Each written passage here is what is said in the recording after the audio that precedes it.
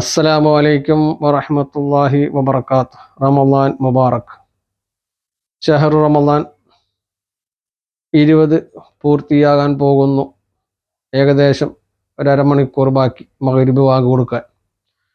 അതോടുകൂടി ഷഹർ റമളാൻ 20 തികയും. 21ലേക്ക് പ്രവേശിക്കും. 21ലേക്ക് പ്രവേശിക്കുന്നതോടുകൂടി ഖിയാമുൽ ലൈൽ നമസ്കാരത്തിലേക്കും പ്രവേശിക്കുന്നതാണ്.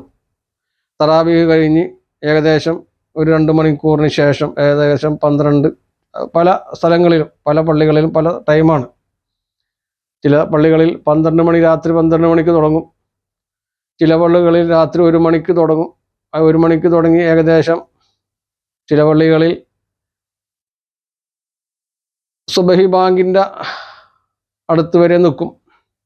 ഖിയാമുൽ ലൈൽ നമസ്കാരം 8 റക്അത്താണ്. അതിനുശേഷം വിത്തർ 3 റക്അത്തും. അതോടുകൂടി റമളാൻ 30ലേക്ക് പ്രവേശിക്കുന്നതോടുകൂടി ആ ഖിയാമുൽ ലൈലും അവസാനിക്കും. പിന്നെ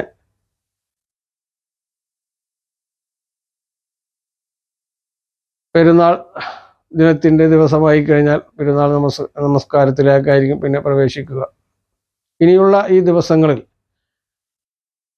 റമളാൻ 20 കഴിഞ്ഞു കഴിഞ്ഞാൽ പിന്നുള്ള ദിവസങ്ങളിൽ കൂടുതൽ ഇബാദത്തുകളിലേക്ക് ആണ് നമ്മൾ കടക്കേണ്ടത്. കാരണം ലൈലത്തുൽ ഖദറിനെ പ്രതീക്ഷിക്കേണ്ട രാവുകളാണ് ഇനിയുള്ള രാവുകൾ.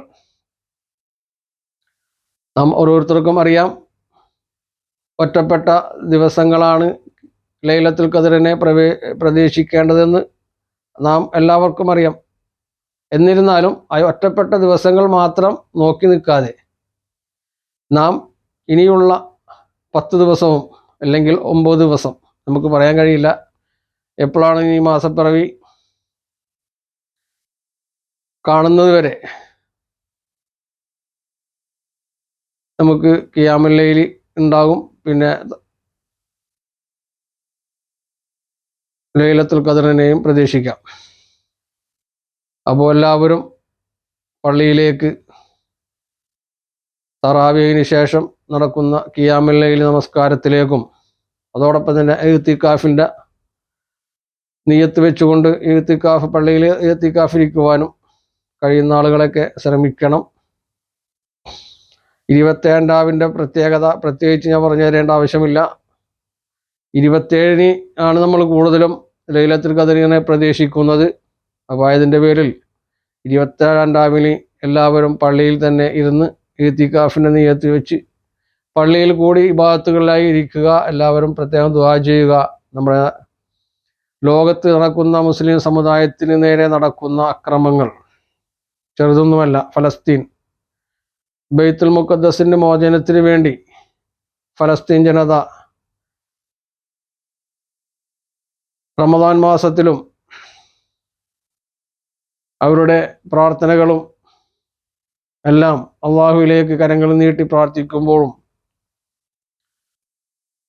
ഇസ്രായേലും അമേരിക്കയും പോലെയുള്ള ദുഷ്ടശക്തികൾ അവർക്ക് നേരെ അക്രമങ്ങളും ബോംബാക്രമണങ്ങളും നടത്തി പിഞ്ചുമക്കളെയും സ്ത്രീകളെയും എല്ലാ ആളുകളെയും കൊന്നുതള്ളുന്ന ഒരവസ്ഥ അള്ളാഹു അവർക്ക് ഷഹീദിൻ്റെ പദവി നൽകി അനുഗ്രഹിക്കുമാറാകട്ടെ. സ്വർഗത്തിൽ ഉന്നത പദവി നൽകി അനുഗ്രഹിക്കുമാറാകട്ടെ. അതോടൊപ്പം തന്നെ നാം വസിക്കുന്ന നമ്മുടെ നാട്ടിലും അത്തരം ദുഷ്ടശക്തികൾ മുസ്ലിങ്ങൾക്ക് നേരെയും അക്രമങ്ങളും എല്ലാം നടത്തിക്കൊണ്ടിരിക്കുന്ന ഒരു കാഴ്ച നാം കാണുന്നുണ്ട്. എല്ലാ ദുഷ്ടശക്തികളെയും അള്ളാഹു പരാജയപ്പെടുത്തുമാറാകട്ടെ എന്ന് ദുആ ചെയ്യുകയാണ്. നിങ്ങളും പ്രത്യേകം ദുആ ചെയ്യുക. നമ്മുടെ നിരപരാധികളായ കുറേ സഹോദരങ്ങൾ, തടവറകളിൽ കഴിയുന്ന നമ്മളെ കുറേ സഹോദരങ്ങൾ, അവരുടെ മോചനത്തിന് വേണ്ടി പ്രത്യേകം ദുആ ചെയ്യുക. അള്ളാഹു എല്ലാവർക്കും എത്രയും പെട്ടെന്ന് മോചനം എളുപ്പത്തിലാക്കി കൊടുക്കട്ടെ. എല്ലാവർക്കും ആഫിയത്തുള്ള ദീർഘായുസ്സും ആരോഗ്യവും നൽകി അനുഗ്രഹിക്കട്ടെ. ദീനിൻ്റെ പാതയിൽ സഞ്ചരിച്ച് ദീനു വേണ്ടി പ്രവർത്തിച്ച് മരിക്കുമ്പോൾ ദീനിനു വേണ്ടി മരിച്ച് ഷഹീദായി അള്ളാഹുവിൻ്റെ സ്വർഗീയ ലോകത്ത് മുത്തു ഹബീബിൻ്റെ കൂടെ നമ്മളെല്ലാവരെയും അള്ളാഹു ഒരുമിപ്പിക്കുമാറാകട്ടെ. ആമീൻ ആമീൻ യാ റബ്ബൽ ആലമീൻ. അസ്സലാമു അലൈക്കും വറഹ്മത്തുള്ളാഹി വബറകാതുഹു.